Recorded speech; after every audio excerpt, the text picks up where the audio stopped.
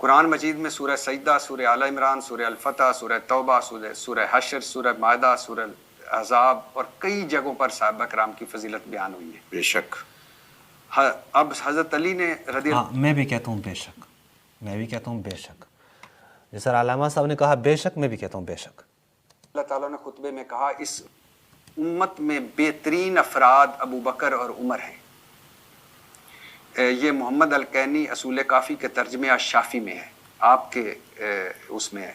حضرت علی یہ میں نہیں کہتا بے شک، یہ جھوٹ بولا ہے۔ شیخ کلینی نے مولا علی کے زبان سے یہ کوئی چیز نقل نہیں کی ہے، یہ شاید جس نے تیاری کی ہے علامہ کیا نام ہے، یہ ارشاد بھٹی صاحب کی تیاری جس عالم نے کرائی ہے، جن مولویوں نے کرائی ہے، وہ ناقص ہے، ان کو خود ہی پتہ نہیں ہے۔ بھٹی صاحب آپ کے مولویوں کا یہ طریقہ کار رہا ہے، آپ ناراض نہیں ہونا، آپ کے مولویوں کا یہ طریقہ کار رہا ہے کہ وہ حق کو چھپاتے ہیں، وہ جھوٹ بولتے ہیں، افتراءات کرتے ہیں، وہ بہتان لگاتے ہیں، وہ تہمتیں لگاتے ہیں، یہ آپ کے مولویوں کے طریقہ کار ہے۔ حقیقت یہی ہے، یعنی میرے پاس بہت سارے دلائل ہیں اس میں، اور اس میں ایک یہ بھی ہے کہ دیکھیں شیخ کلینی نے ذکر کیا ہے کہ مولا علی کہتے ہیں کہ سب سے بہتر کیا ہے، وہ ابو بکر عمر ہے۔ نہیں، شیخ کلینی نے ذکر نہیں کیا، جن کتابوں سے آپ لوگ کوٹ کرتے ہیں اس کا بھی ہم جواب دے چکے ہیں کہ وہ کیا مراد ہے۔ دیکھیں اس میں کوئی شک نہیں ہے کہ قرآن میں صحابہ کے فضائل ہے، لیکن کیا سارے صحابہ کے فضائل جن کو آپ صحابی کہتے ہیں؟ نہیں، بالکل بھی ایسا نہیں ہے۔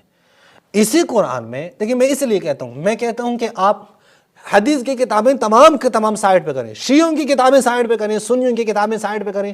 آپ سمجھیں ہمارے پاس نہ شیعہ کی حدیث ہے، نہ سنیوں کی حدیث ہے، نہ تاریخ ہے، نہ تفسیر ہے، کچھ بھی ہمارے پاس نہیں ہے، ہمارے پاس صرف قرآن ہے۔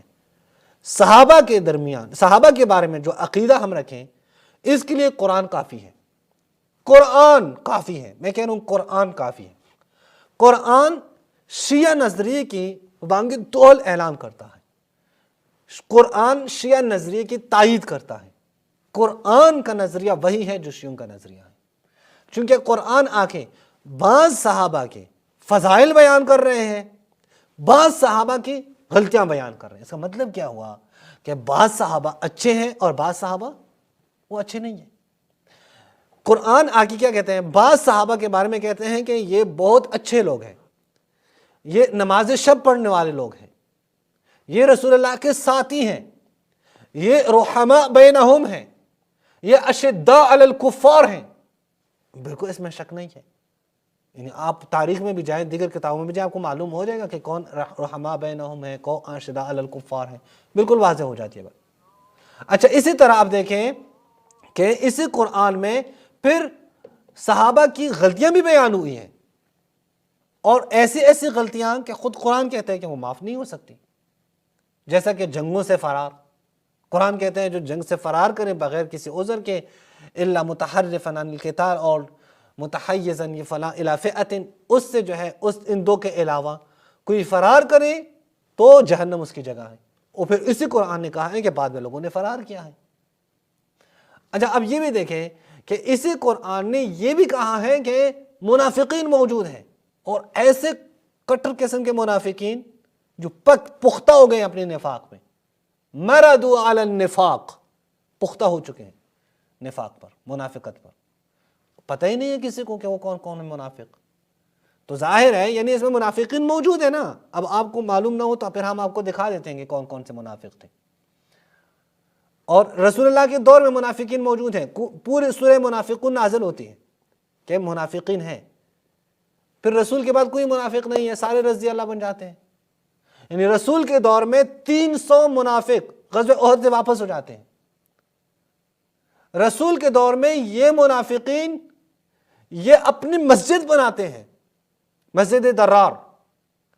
رسول اللہ کے دور میں یہ منافقین ہر سازش میں بالکل سر فہرست ہیں۔ رسول اللہ کے دور میں منافقین کے مذمت میں آیات آ رہی ہے، بلکہ پورے سورے آ رہے ہیں۔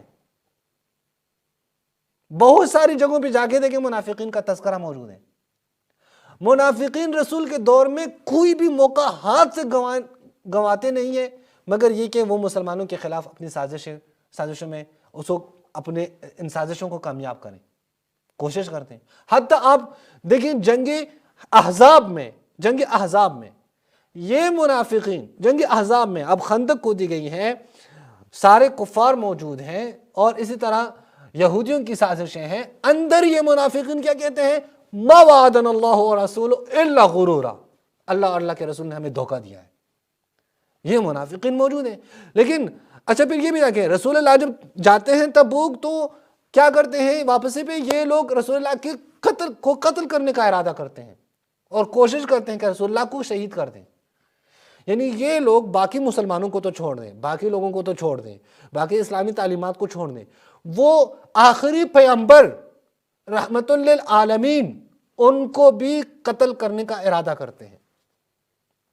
لیکن رسول خدا جیسے فوت ہو جاتے ہیں، جیسے شہید ہو جاتے ہیں، جیسے اس دنیا سے جاتے ہیں، تو سارے منافقین اہل سنت کے ہاں رضی اللہ بن جاتے ہیں. یہ ماننے والی بات ہے. یعنی رسول کے ہوتے ہوئے منافقین سازشیں کریں، رسول کے ہوتے ہوئے منافقین کفار کے ساتھ مل جائیں مسلمانوں کے خلاف، رسول کے ہوتے ہوئے منافقین آ کر کہیں کہ اللہ اللہ کے رسول نے ہمیں دھوکہ دیا ہے، رسول کے ہوتے ہوئے منافقین رسول کو شہید کرنے کا ارادہ کریں، لیکن رسول خدا جیسے یہ شہید ہو جاتے ہیں منافقین سارے کے سارے پکے سچے مومن بن جاتے ہیں، رضی اللہ بن جاتے ہیں. ماننے والی بات ہے؟ نہیں ہے ماننے والی بات. اب آ جاتے ہیں ہم قرآن میں ذرا صحابہ کی بات دیکھتے ہیں. آپ خود دیکھیں قرآن میں بیان کر رہا ہوں. قرآن میں دیکھیں، یہ دیکھیں جز عاشر ہیں سورہ توبہ. یہ سورہ توبہ آپ دیکھیں، سورہ مبارکہ توبہ آیت نمبر ہے 38. یا ایھا الذین آمنو، دیکھیں وہ لوگ جو مومن ہیں، قرآن نے جس کو آمنو کہا ہے، یہ ان سے خطاب ہے. یہ باقی جو منافق ہیں، باقی جو گئے گزرے ہیں ان کی بات نہیں کر رہا ہوں. ان میں بھی یہ حالت تھی. اذا قیل لکم انفروا فی سبیل اللہ، جب تمہیں کہا جائیں کہ اللہ کے راستے میں جہاد کے لیے نکلو، اثاقلتم الی الارض، تو زمین سے چمٹ جاتے ہو، آگے جاتے ہی نہیں ہو، نکلتے ہی نہیں ہو. یہ قرآن نے کوڈ کی ان باتوں کو کہ یہ حیات دنیا کو چاہتے ہیں، آخرت کی حیات کو نہیں چاہتے. اچھا اسی طرح آپ دیکھیں یہاں پہ کیا کہا ہے قرآن نے کہ یہ جو بھاگ گئے تھے احد کے دن، انما استزلہم الشیطان، شیطان نے ان کو متزلزل کیا تھا، یہ شیطان کے پیروکار بن گئے تھے. اچھا اس سے آگے دیکھیں، یہ آپ دیکھیں تریدون عرض الدنیا، صحابہ کو خطاب ہے. صحابہ دنیا چاہنے والے لوگ ہیں. ان صحابہ میں سے ایسے لوگ ہیں جو دنیا کو چاہتے ہیں. اسی طرح آپ دیکھیں سورہ آل عمران میں، منکم من یرید الدنیا ومنکم من یرید الآخرہ، تم میں سے کچھ ہیں جو دنیا کو چاہتے ہیں، تو تم میں سے جو ہے جو آخرت کو چاہتے ہیں. اور یہی ہم بھی عقیدہ رکھتے ہیں جو قرآن نے بتایا، یہ ہم بھی کہتے ہیں. اچھا یہ آپ دیکھیں کہ رسول اللہ کو خطبے میں، نماز جمعہ کے خطبے میں چھوڑ کر تجارت اور لہو کی طرف جانے والے لوگ ہیں. وَإِذَا رَأَوْا تِجَارَةً أَوْ لَهْوًا انفضوا إِلَيْهَا وَتَرَكُوكَ قَائِمًا. اور یہ موجود ہے، کیا کریں اب اس کا؟ چھوڑ دیں ہم اس کو؟ ہم کہیں کہ نہیں یہ سب جو ہے یہ قرآن نے جو بیان کیا ہے یہ پتہ نہیں کسی اور مخلوق کے لیے بیان کیا ہے، مریخ پہ رہنے والوں کے لیے بیان کیا ہے، نہیں بیان کیا ان کے لیے. اچھا پھر آپ دیکھیں کہ خود اس قرآن نے صحابی کو واضح کہا کہ فاسق ہے. یہ دیکھیں، یا ایھا الذین آمنوا ان جاءکم فاسق بنبأ فتبینوا، یہ قرآن نے کہا ہے. یا ایھا الذین آمنوا ان جاءکم فاسق بنبأ اگر کوئی فاسق تمہیں خبر لے کے آئیں تو اس خبر کے بارے میں تحقیق کریں. کون تھا یہ فاسق؟ خود ان کی کتابیں آپ دیکھیں. یہ معارف القرآن ہے، معارف القرآن، جناب شفیع عثمانی صاحب مفتی اعظم پاکستان، اس کی آپ دیکھیں. یہاں پہ یہ کیا کہتے ہیں؟